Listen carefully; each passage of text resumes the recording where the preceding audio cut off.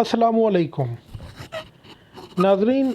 बहुत से लाइसेंस असला होल्डर्स ये सवाल अमूमन करते हैं कि वो ज़ाती हिफाजत के लिए अपना लाइसेंसी जो असलहा है अपने साथ कैसे लेकर चल सकते हैं, और दूसरा ये कि दफ़ा 144 के हवाले से लोगों के जहन में बहुत से इबहाम हैं। असलहा साथ लेकर चलने के इजाज़तनामा परमिट क्या होता है और कैसे और कहाँ से बनता है, और आर्म्स कैरी परमिट की हदूद क्या हैं, और असलहा साथ लेकर चलने के इजाज़तनामे या परमिट पर असलहा की नुमाइश की इजाज़त होती है या नहीं। तो नाज़रीन, ये वो मामलात हैं जिनके बारे में दुरुस्त मालूमात अक्सर वकला साहिबान, पुलिस अफसरान और आर्म्स डीलर साहिबान को भी नहीं होती। सुनी सुनाई बातों पर लोग हदूद से तजावुज़ कर जाते हैं, जिसकी वजह से लाइसेंसी जो असला होल्डर्स को बाज़ औक़ात बड़ी कानूनी पेचीदगियों का सामना करना पड़ता है। नाज़रीन, असलहा कैरी परमिट के बारे में बात करने से पहले ज़रूरी है कि आपको ये इल्म हो कि दफ़ा 144 क्या चीज़ है। नाज़रीन, सबसे पहले हमारे ख़ित्ते में हिंदुस्तान के वायसराय लॉर्ड मैकॉले ने एक कानून बनाया कि 5 या 5 से ज़्यादा अफराद किसी भी अवामी मकाम पर जमा नहीं हो सकते, वो बलवा नहीं कर सकते, शोर होल नहीं मचा सकते और किसी भी हवाले से मुसल्ला नहीं हो सकते। मुसल्ला होने के हवाले से लाठी, छुरा, कुल्हाड़ी वगैरह का तज़किरा किया गया था कि उस वक्त यही हथियार आम तौर पर ज़ेर इस्तेमाल होते थे। इस कानून के नफाज का मकसद ये था कि रियासत में हर एक शख्स की ज़िंदगी को कंट्रोल किया जा सके ताकि मुमकिन नक्स अमन के ख़तरात पैदा ना हों। ये कानून बुनियादी तौर पर हुर्रियत तहरीकों पर काबू पाने के लिए नाफिज किया गया था।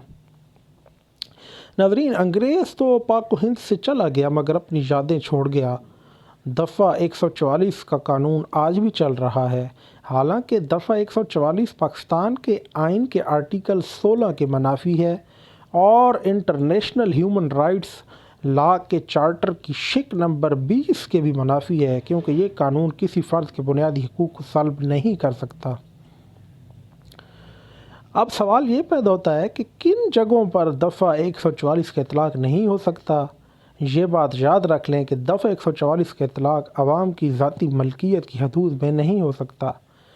ज़ाती मलकियत से मुराद किसी शख्स की मलकियत हर वो शय जो अंडर कवर्ड हो, मसलन घर, गाड़ी, बैग और लिबास। इस तरह किसी की सवारी पर सवार मुसाफिर या सरकारी ज़राए ट्रांसपोर्टेशन पर सफ़र करने वाले मुसाफिरों पर दफ़ा 144 का इतलाक़ नहीं होता। इसके अलावा जंगलों, दरियाई हदूद, गैर इंसानी गुज़रगाहों के इलाक़े जात में भी दफ़ा 144 का इतलाक़ नहीं होता। चूँकि दफ़ा 144 में किसी शहरी को मुसल्ला होने की इजाज़त नहीं होती, इसके पास असलहा लाइसेंस याफ्ता ही क्यों ना हो। दफ़ा 144 के अलावा भी असलहे की मौजूदगी के बारे में ये साबित करना लाजिम होता है कि आप असलहा को मुजरमाना मकासद के लिए तो इस्तेमाल करने का इरादा नहीं रखते। नाज़रीन, पाकिस्तान में आर्म्स कैरी परमिट के बग़ैर असलहा लाइसेंस होल्डर पुलिस के रहम करम पर होता है, चाहे वो पाकिस्तान का कोई भी सूबा इलाका हो। अगर आप अपना लाइसेंसी जो असलहा अपनी रहायशगाह से बाहर लेकर जाएंगे तो पुलिस की बाज़पुर से बचने के लिए आर्म्स कैरी परमिट की ज़रूरत होती है कि साबित हो कि आप एक शरीफ शहरी हैं और असलहा मुजरमाना मकासद और नुमाइश के लिए इस्तेमाल नहीं करेंगे। हमारी पुलिस को कौन नहीं जानता।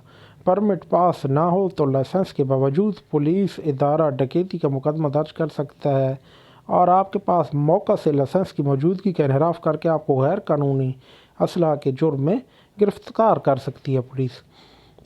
बहुत से लोग ऐसे होते हैं कि जिन्हें जानो माल का ख़तरा लाहक होता है, हथियार साथ लेकर चलना उनकी मजबूरी होती है, तो कानून उन्हें रियायत देता है कि वो लाइसेंसी जो असलहा होल्डर्स माकूल जवाब पेश करके ज़िले हदूद में लाइसेंसी असलहा को कैरी करने के लिए मुतलका डिप्टी कमिश्नर साहब, सूबाई हदूद में लाइसेंसी असलहा को कैरी करने के लिए मुतलका सूबे के होम सेक्रेटरी साहब और मुल्की सतह की हदूद में लाइसेंसी असले को कैरी करने के लिए चीफ सेक्रेटरी साहब से आर्म्स कैरी परमिट हासिल कर सकते हैं।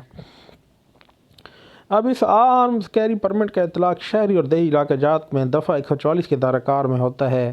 یہ آرمز کیری پرمٹ کیونکہ ہائی اتھارٹی کی طرف سے جاری کیے گئے ایک حکم نامہ اور قانون کی پاسداری کے میمورنڈم کا درجہ رکھتے ہیں، جس کی موجودگی میں پولیس افسران اختیارات سے تجاوز نہیں کر سکتے۔ اگر کوئی شہری اسلحہ ساتھ لے کر چلنے کا اجازت نامہ یا پرمٹ بنوانا چاہتا ہو تو ضروری ہے کہ درخواست گزار کے پاس اسلحہ لائسنس موجود ہو، پولیس کی طرف سے جاری کردہ اچھے چال چلن کا سرٹیفکیٹ موجود ہو، اور سب سے ضروری یہ ہے کہ درخواست گزار کے پاس اسلحہ کو کیری کرنے کے لیے مدلل اور ٹھوس جواز موجود ہو کہ اسے اسلحہ ساتھ لے کر چلنے کی کیوں ضرورت درپیش ہے۔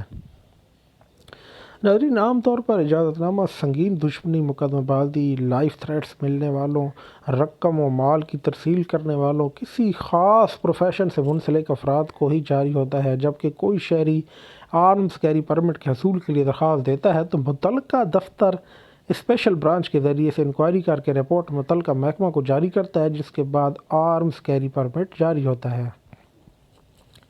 آرمز کیری پرمٹ جب باضابطہ طریقے سے جاری ہوتا ہے تو وہ لائف ٹائم ہوتا ہے، یعنی اس کی کوئی معینہ مدت نہیں ہوتی تاوقتے کہ حکومت اس کی منسوخی کے احکامات نہ جاری کرے۔ منسٹری آف انٹیریئر کا جاری کردہ اسلحہ ساتھ لے کر چلنے کا اجازت نامہ آل پاکستان ہوتا ہے، جو کہ کنٹونمنٹ ایریا میں بھی مؤثر ہوتا ہے۔ مارچ 2019 میں محکمہ داخلہ نے ایک نوٹیفیکیشن جاری کیا تھا، جس کی روح سے اسلحہ کیری کرنے کا اجازت نامہ لینا ختم کر دیا گیا تھا۔ کمپیوٹرائزڈ اسلحہ لائسنس بطور کیری پرمٹ بھی استعمال ہوگا، البتہ نان کمپیوٹرائزڈ لائسنس کے لیے کیری پرمٹ کی ضرورت آج بھی بدستور ہے۔ ہم امید کرتے ہیں کہ یہ انفارمیشن آپ کے لیے نہایت اہمیت کی حامل ثابت ہوگی۔ ناظرین، ہماری مزید ویڈیوز دیکھنے کے لیے آپ ہمارا چینل سبسکرائب کریں اور اس ویڈیو کو لائک کریں۔ شکریہ۔